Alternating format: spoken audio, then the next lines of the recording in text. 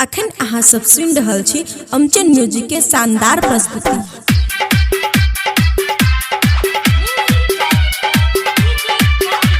खुशी recording studio बलुआहा।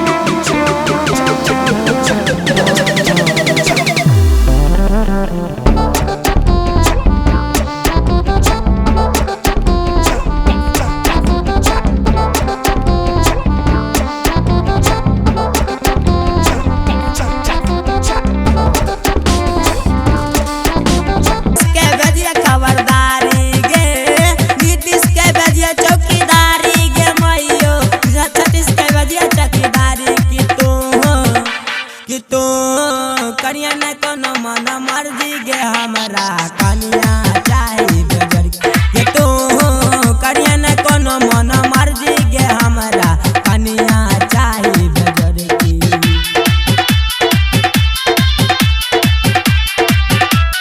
करबो न कर की कनिया गे मैयो करबो न कर की कनिया गे करबो न कर की कनिया गे मैयो करबो न कर की कनिया की बोले सर सब तो गे बेजर की गे तैयो करबो न कर की कनिया की बोले सर सब तो गे बेजर की गे तैयो करबो न कर की कनिया की बोले सर सब तो गे बेजर की गे तैयो करबो न कर की कनिया नहीं करबो गे मैयो। रिकॉर्डिंग बाय गुड्डू छला बिहारी।